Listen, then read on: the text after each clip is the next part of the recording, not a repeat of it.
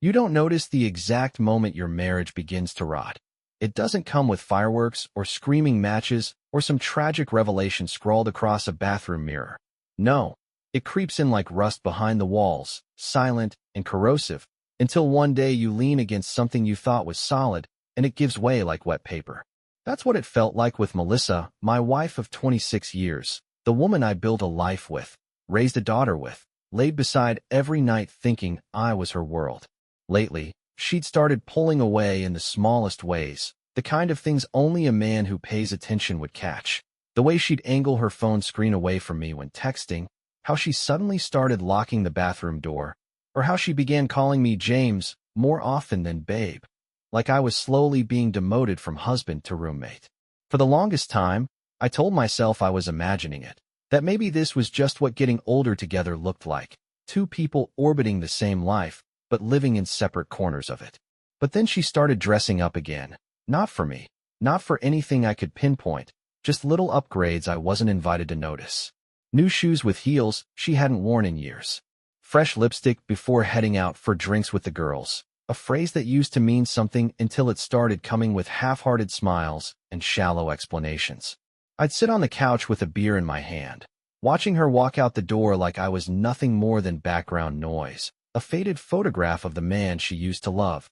And every time I heard the garage door close, a quiet voice inside me whispered that something was off, something was wrong. Still, I didn't say anything. I didn't accuse. I didn't pry. I let it fester in my chest like a knot I couldn't untie. You see, when you've spent decades with someone, the fear of being right about their betrayal is almost worse than the betrayal itself. Because once you know, really know, you can't ever go back to not knowing. And if I was right about Melissa, then everything I'd built, everything I'd trusted, everything I'd quietly bled for, it would all come crashing down in a heartbeat. But even then, even in that quiet hell of suspicion, I never imagined it would be my daughter's friend who'd set fire to the whole damn house. It was a Thursday evening, one of those sticky early summer nights where the air feels thick with the weight of things left unsaid, and Melissa, my wife, my so-called best friend, the woman I used to trust like I trusted gravity, walked into the living room wearing a black dress I hadn't seen in years, the one with the slit up the side and the neckline that dipped just low enough to make me feel like I wasn't the one she was dressing for. She stood there, applying lipstick in the mirror above our mantel like we didn't have a shared life reflected in that glass, like I wasn't sitting just 15 feet away pretending not to notice the cloud of perfume she only wore on important nights. I asked her where she was headed, not out of suspicion, not yet, but out of that old habit husbands cling to when they're still hoping to believe the best. Her answer was casual, tossed out like breadcrumbs to a fool. Just dinner. Work thing. You know how it is. But I didn't know how it was, not anymore. Because that night, when she smiled at me over her shoulder and told me not to wait up, something inside me shifted in a way I couldn't fully explain. She'd said it too smoothly, too rehearsed, like a woman who'd practiced that line a dozen times in the mirror and knew exactly how to deliver it without cracking. I watched her walk out the door in heels that clicked like gunshots on the tile, and I just sat there, motionless, with the TV glowing in front of me and a cold beer sweating in my palm, feeling like I had just witnessed the final scene of a play I didn't realize I'd been cast in. I didn't follow her. I didn't call. I just stared at the door long after it closed, as if part of me already knew that on the other side of that door, my marriage was dying in real time. And the thing is, the part that still makes my chest feel like it's wrapped in barbed wire. I wanted to believe her. God help me. I wanted to believe it was just dinner. I even tried to picture it, her sitting at some long corporate table with her co-workers, politely sipping wine, laughing at some lame joke from her manager, maybe even missing me a little. But the problem with imagination is that once it turns on you, it doesn't stop. And in the quiet of our house, where even the hum of the refrigerator sounded accusatory, my mind began crafting versions of that dinner I didn't want to see. And as I sat there, alone in the silence she left behind, I didn't know it yet, but somewhere across town, my daughter's best friend had already aimed her phone, tapped record, and pulled the pin from a grenade that was about to explode my entire life. It happened the next morning, over coffee that had long gone cold and eggs I never touched, when my daughter Emily shuffled into the kitchen still wearing the oversized hoodie she practically lived in. Hair a mess, eyes half open, the embodiment of every teenager at 7 a.m. I barely looked up from the sports section when she mumbled something about her friend Olivia sending her a weird video. I didn't think much of it. Kids pass videos around all the time. Until she paused mid-scroll, went quiet, and slowly turned her phone so I could see. And in that single second, everything inside me collapsed like the ground had been sawed out from beneath my feet. There she was, Melissa, my wife. The woman who kissed me goodbye not 12 hours earlier, now seated at a candlelit table in the corner of a restaurant I recognized, because we used to go there together.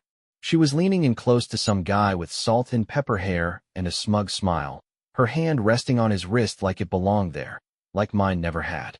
At first, I just stared, not blinking, not breathing, my brain refusing to process what my eyes were screaming.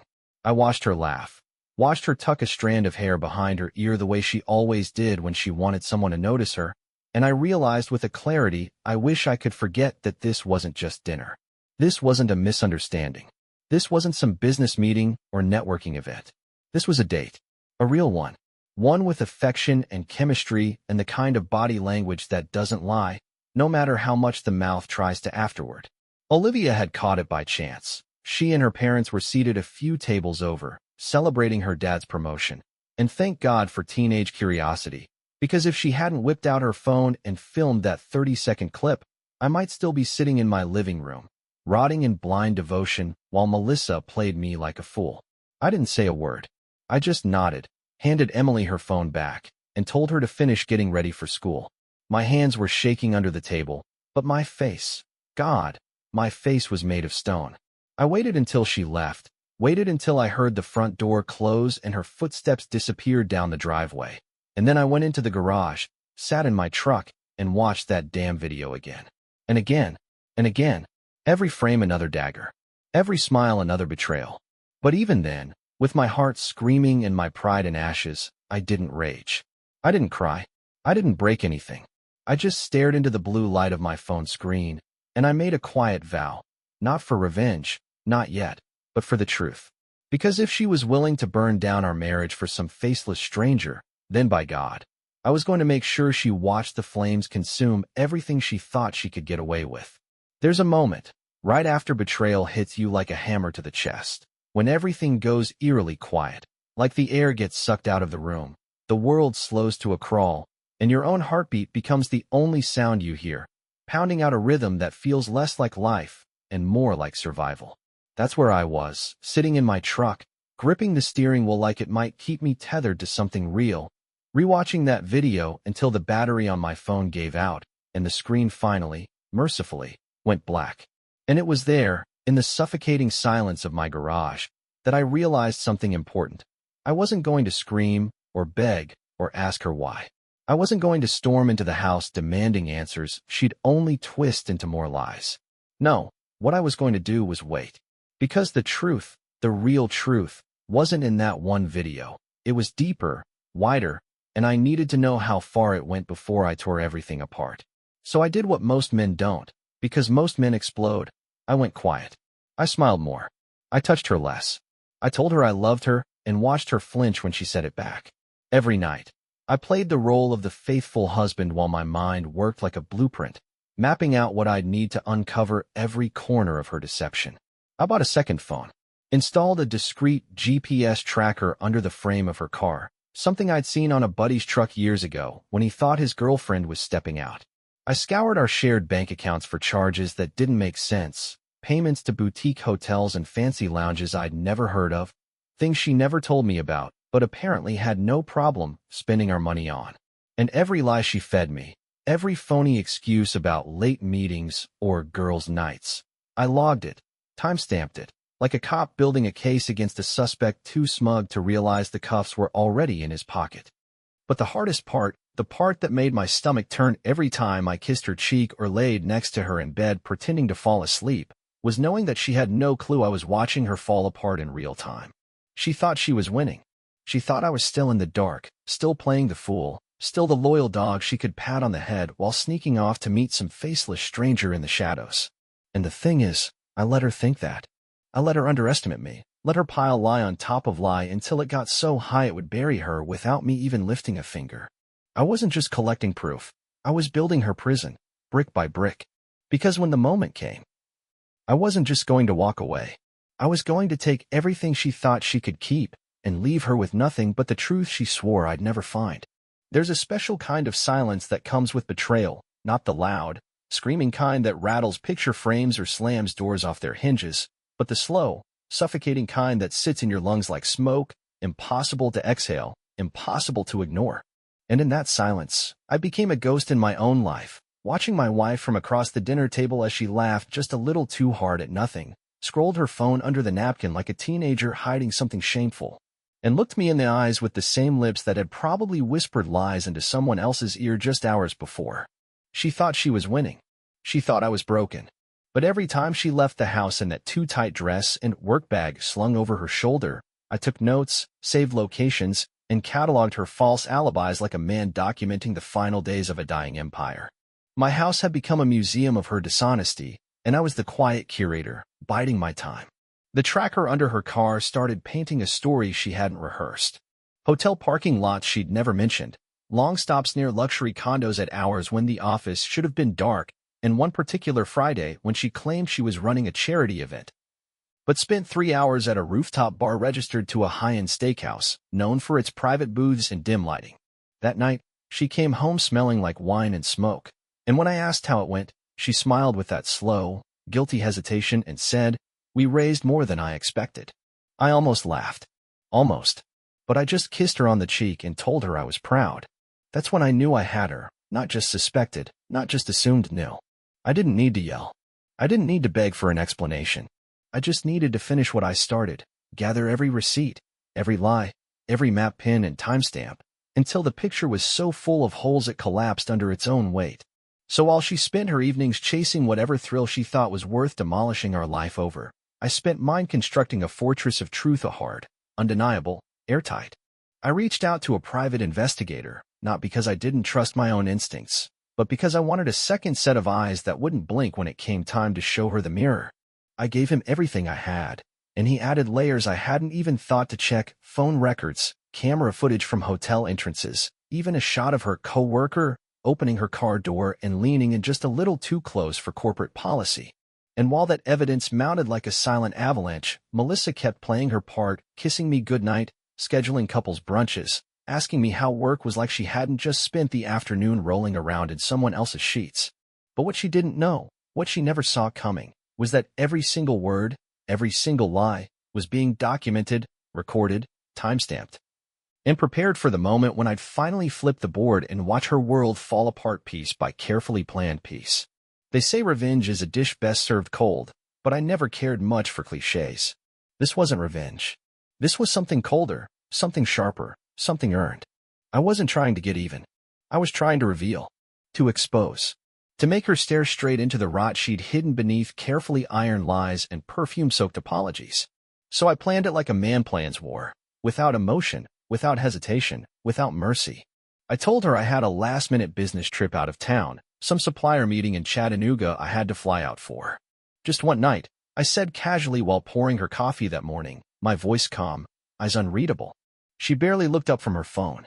"That's fine, babe," she replied with the kind of detached tone that should have shattered me months ago, but now just confirmed everything I already knew. I kissed her forehead like I always did and left the house with my bag, not for a trip, but to stage the final move in a game she didn't even know she was losing. What she didn't know, couldn't know, was that I never actually left. I circled back around and parked 2 blocks down, out of view, engine off, waiting like a hunter in tall grass. And right on cue, 3 hours later, her car left the driveway like clockwork, GPS pinging to a boutique hotel she'd never once mentioned in our 26 years of marriage. I gave it 20 minutes, just enough time for her to get comfortable, then crept my truck up the block, silent, focused, heart cold. I walked into that hotel like I belonged there, and I swear to God, the universe must have wanted me to see it all, because the lobby clerk barely looked up as I made my way toward the elevator, my breath steady, my hands fists in my jacket pockets. The private investigator had already told me the room number. And as I walked down that hallway, each step echoed like a countdown, not to a confrontation, but to a reckoning. I didn't knock. I didn't hesitate. I slid the spare key card across the lock, a courtesy the investigator had obtained through someone on the inside, and when the green light blinked, I pushed the door open like I'd done 1,000 times in my own home. And there she was, Melissa, in the middle of a king-sized bed, tangled in sheets with a man who looked like he hadn't a care in the world. For a full 2 seconds, nobody moved, frozen like mannequins in a sick museum display. And then the chaos hit. She shrieked. He scrambled. I didn't say a word. I just raised my phone and pressed record. Her screams turned to begging. His confidence turned to cowardice.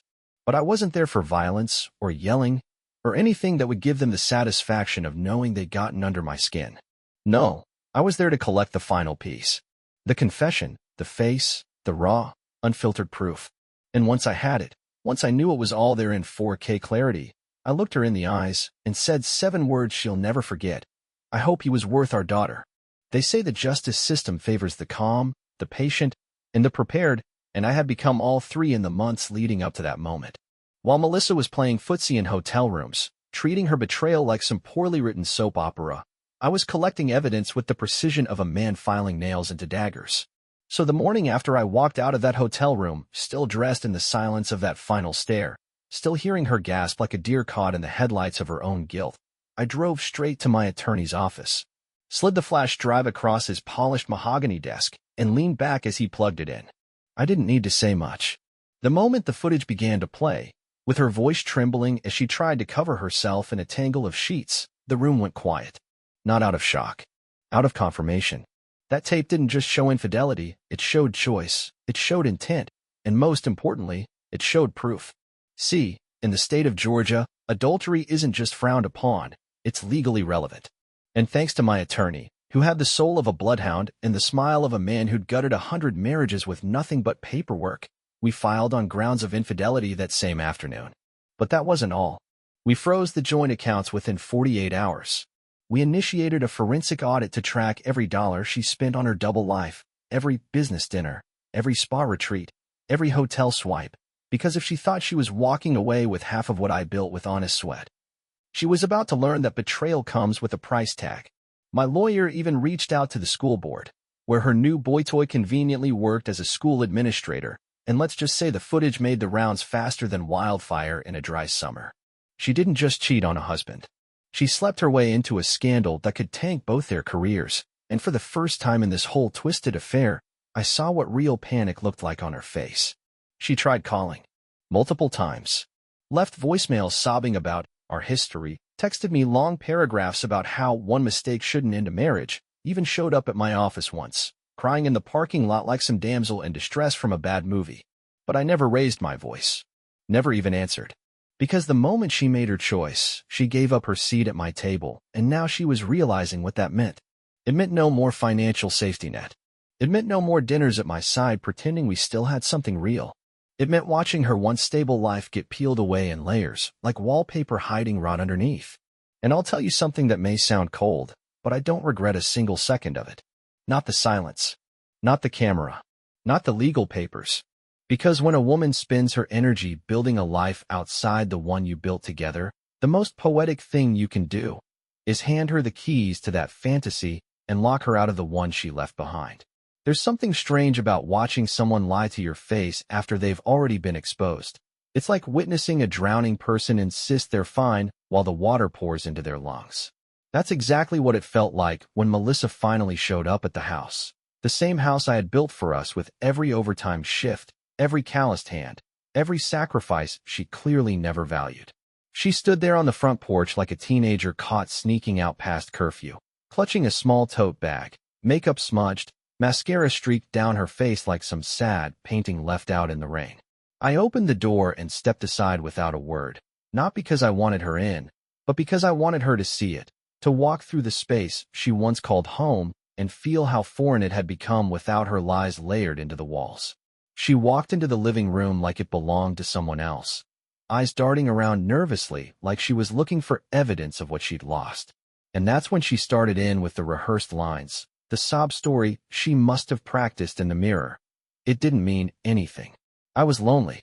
You've been so distant. But the thing is, I didn't interrupt her. I didn't yell. I didn't even sit down. I just watched her unravel with the patience of a man who already knew how the movie ended. She paced the living room, tears falling harder, until she finally looked up at me and said something that nearly made me laugh out loud. "Don't throw away what we built, James." And I'll never forget how those words echoed in that house like a cruel joke, because she had already bulldozed everything worth saving and was now shocked to find herself standing in the rubble. I walked over to the mantel, the same mantel she'd once decorated with anniversary cards and framed family photos, and picked up the folder that held everything. The screenshots, the financials, the video, the lawyer's letter. I placed it on the table like a coffin being lowered into the ground, looked her in the eye, and asked one simple question. "Do you recognize this man?" Her lips parted, but no sound came out.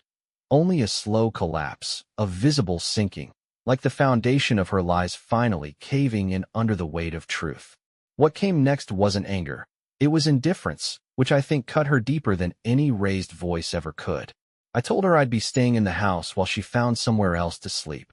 A motel, a friend's couch, maybe the guy from the video if he still answered her calls. I told her the divorce was already filed, that the bank accounts were frozen, that she'd be hearing from my attorney instead of me from now on. And when she asked if I still loved her, I didn't answer. I didn't have to. The silence between us said everything she needed to hear. And as I shut the door behind her, softly, not out of kindness, but closure, I realized something I never expected. I wasn't heartbroken anymore. I wasn't even angry. I was free. Free of the gaslighting, the betrayal, the pretending. And for the first time in years, I could finally breathe again in my own damn house. If betrayal is a fire, then fallout is the slow, choking smoke that lingers long after the flames have eaten everything in their path. And let me tell you, I didn't have to lift a finger to make Melissa's new life go up in it. After I handed her the truth like a blade and watched her cut herself with it, all I had to do was step back and let gravity do its job. The man she destroyed our marriage for, the one who once paraded her around in dimly lit restaurants and boutique hotels like some secret prize, ghosted her within days of that confrontation. Maybe it was the scandal, maybe it was the legal threats, or maybe, just maybe, he never intended to keep her once the thrill of someone else's wife wore off. Whatever the reason, his silence was deafening, and it didn't take long before the texts turned into unanswered pleas, and the calls started going straight to voicemail. She had gambled our entire life for a man who couldn't even look her in the eye once the truth hit the fan. And now, she was alone in a motel off Route 31, Googling divorce law on hotel Wi-Fi, and wondering how it had all fallen apart so quickly. Meanwhile, the fallout wasn't just emotional. It was financial, social, and total. Word spread through our small town faster than I could have imagined, and not because I ran around telling the story, but because people talk. One coworker shares something with another. A neighbor overhears a conversation. Someone sees her walking out of the courthouse with puffy eyes and no wedding ring. Before long, she was no longer Melissa Carlton, respectable dental office manager. She was that woman, the one who torched her family for a fling and lost everything in the process. Even the women she once called her friends stopped inviting her out for brunch or wine nights. Not out of judgment, really, but because there's a certain quiet shame that hangs over a person who betrays the people who love them most, and no one wants that stench on their reputation.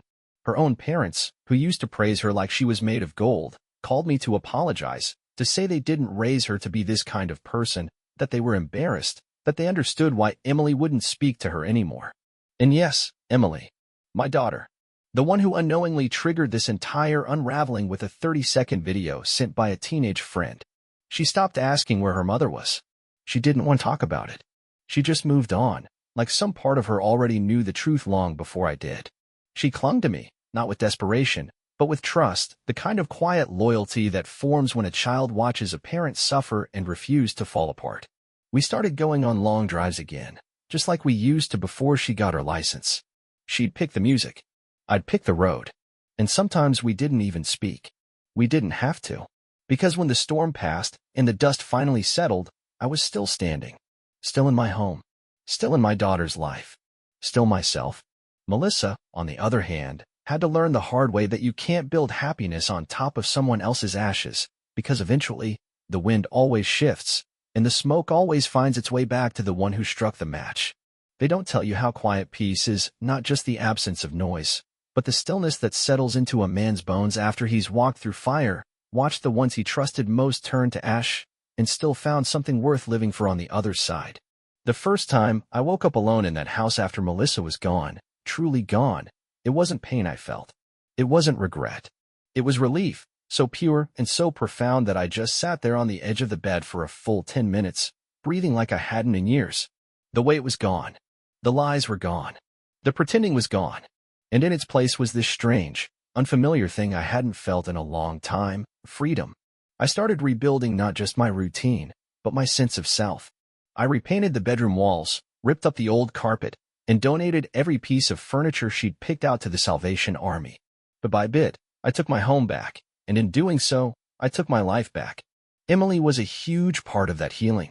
We took weekend road trips, sometimes just the two of us, other times with her best friends packed into the backseat like we were on some high school field trip, and for once, I wasn't distracted, or angry, or broken. I was present. She made me laugh again, real laughs, the kind that come from the stomach and not just the throat. She started inviting me to her college tours, asking for my opinion, even letting me give her driving lessons again like she was 8 years old all over. And I realized something I hadn't thought possible, that sometimes the ending you fear is really just the beginning you needed. Melissa thought she'd taken something from me. She thought she destroyed me. But the truth is, she handed me a clean slate wrapped in betrayal, and I used it to rewrite my entire damn story. Her apartment, from what I heard, was small and dark, tucked behind a gas station on the east side. Her job was still hanging by a thread. And the man? Long gone. Like a bad investment she couldn't return. And me? I bought a little lake cabin just outside of town. Nothing big, nothing flashy, just enough for me, Emily when she visits, and the kind of peace you can hear in the rustling trees and not just imagine. I wake up early again, not because I have to, but because I want to. I've started running again. I've even picked up wood carving, nothing fancy, just small things, bowls and birds and little wooden clocks. People say I smile more now. I believe them. Because when I look back, I don't see a man who was destroyed by a cheating wife. I see a man who refused to stay broken. I see a man who lost a liar and found the truth. And in a world full of noise, heartbreak, and false promises, that's more than most people get. So no, I didn't just survive the worst year of my life. I buried it, marked the grave, and walked away without looking back. And if you're listening to this right now, if you're sitting in that quiet moment after the betrayal, wondering if life ever gets better, let me be the proof. It doesn't just get better, it gets beautiful.